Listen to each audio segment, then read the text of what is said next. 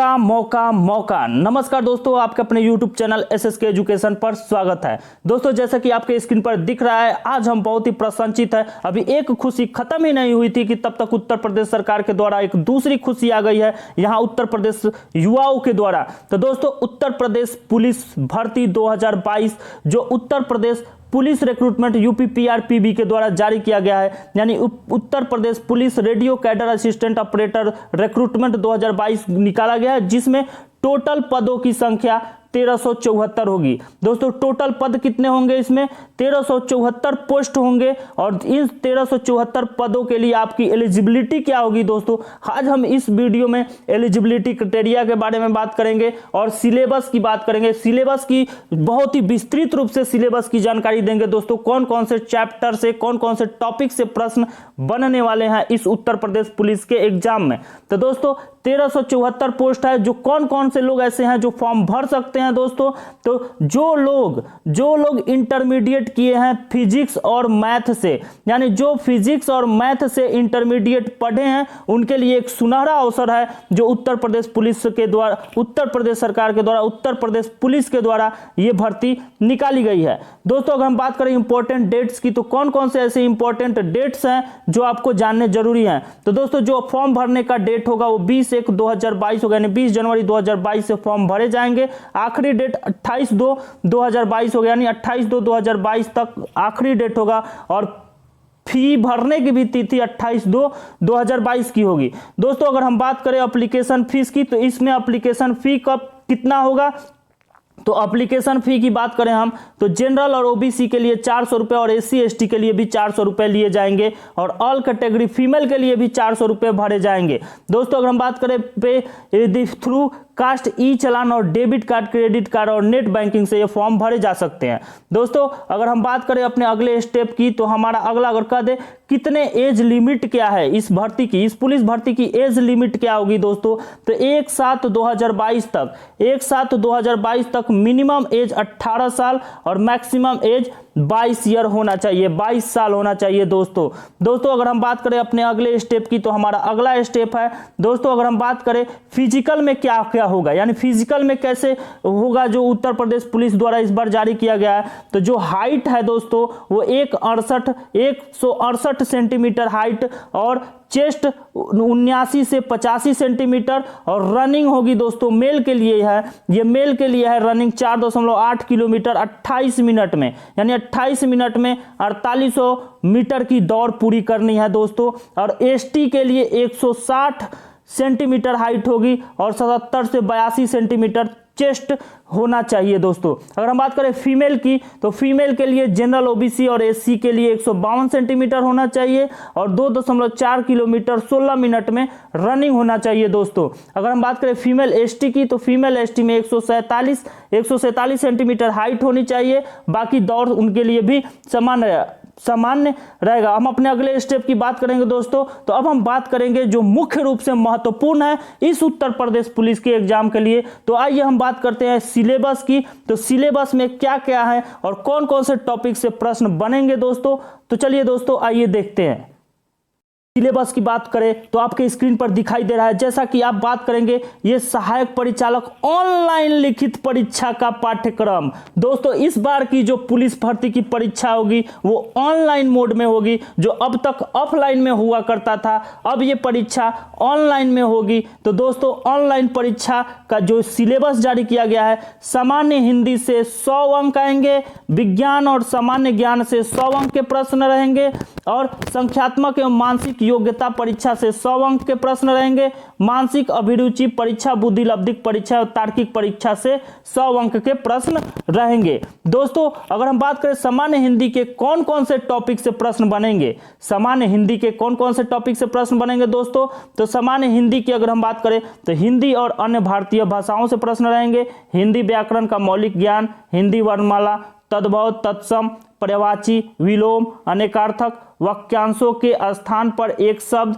समरूपी भिन्नार्थक शब्द, अशुद्ध वाक्यों को शुद्ध करना, लिंग वचन कारक, सर्वनाम विशेषण क्रिया, काल, वाच्य, अव्यय, उपसर्ग, प्रत्यय, संधि, समास, विराम चिन्ह, मुहावरे एवं लोकोक्तियां, रस, छंद, अलंकार आदि से, अपठित बोध से, प्रसिद्ध कवि, लेखक एवं उनकी प्रसिद्ध रचनाओं से और हिंदी भाषा में पुरस्कार से प्रश्न रहेंगे और विविध हिंदी से भी प्रश्न बनेंगे। अब हम बात करेंगे जो बहुत ही अहम रोल निभाने वाला है विज्ञान और सामान्य ज्ञान। विज्ञान और सामान्य ज्ञान की बात करें दोस्तों, तो विज्ञान और सामान्य ज्ञान में अगर विज्ञान की बात करें, विज्ञान से कौन कौन से चैप्टर रहेंगे दोस्तों, तो भौतिक जगत तथा मापन से प्रश्न रहेंगे, शुद्ध गतिकी से, गति के नियम से, कार्य, ऊर्जा और शक्ति से, गुरुत्वाकर्षण से, स्थिर विद्युतिकी से, विद्युत विभव से, विद्युत धारा से, विद्युत धारा के चुंबकीय प्रभाव तथा चुंबकत्व से, वैद्युत चुंबकीय प्रेरण से, प्रत्यावर्ती धाराएं से, वैद्युत चुंबकीय तरंगों से, इलेक्ट्रॉनिक युक्तियों से, संचार व्यवस्था प्रणाली और प्रकाशिकी से प्रश्न रहेंगे जो साइंस से प्रश्न बनेंगे दोस्तों। अगर हम बात करें सामान्य ज्ञान की, तो सामान्य ज्ञान के प्रश्न किस किस टॉपिक से रहेंगे दोस्तों, तो सामान्य ज्ञान की बात करें हम तो सामान्य ज्ञान, सामान्य विज्ञान, भारत का इतिहास, भारतीय संविधान, भारतीय अर्थव्यवस्था एवं संस्कृति, भारतीय कृषि, वाणिज्य एवं व्यापार, जनसंख्या, पर्यावरण एवं नागरीकरण, भारत का भूगोल तथा विश्व का भूगोल और प्राकृतिक संसाधन, उत्तर प्रदेश की शिक्षा, संस्कृति और सामाजिक प्रथाओं के संबंध में विशिष्ट जानकारी, उत्तर प्रदेश में राजस्व, पुलिस व समान प्रशासनिक व्यवस्था, मानवाधिकार, आंतरिक सुरक्षा तथा आतंकवाद, भारत और उसके पड़ोसी देशों के बीच संबंध, राष्ट्रीय तथा अंतर्राष्ट्रीय महत्व के सामयिक विषय, राष्ट्रीय तथा अंतर्राष्ट्रीय संगठन, विमुद्रीकरण और उसका प्रभाव, साइबर क्राइम, वस्तु एवं सेवा कर, पुरस्कार और सम्मान, देश, राजधानी मुद्राएं, महत्वपूर्ण दिवस, अनुसंधान एवं खोज, पुस्तक और उनके लेखक, सोशल मीडिया, कम्युनिकेशन इत्यादि से प्रश्न आपके सामान्य ज्ञान से रहेंगे दोस्तों। हम बात करें संख्यात्मक एवं मानसिक योग्यता परीक्षा की, तो संख्यात्मक एवं मानसिक योग्यता परीक्षा में कहां से प्रश्न रहेंगे दोस्तों, संख्या पद्धति से प्रश्न पूछे जाएंगे, सरलीकरण से प्रश्न पूछे जाएंगे, दशमलव और भिन्न से प्रश्न पूछे जाएंगे, महत्तम समापवर्तक और लघुत्तम समापवर्तक से प्रश्न पूछे जाएंगे, अनुपात और समानुपात से प्रश्न पूछे जाएंगे, प्रतिशतता से प्रश्न पूछे जाएंगे, लाभ और हानि, छूट, साधारण ब्याज, चक्रवृद्धि ब्याज, भागीदारी यानी पार्टनरशिप, औसत,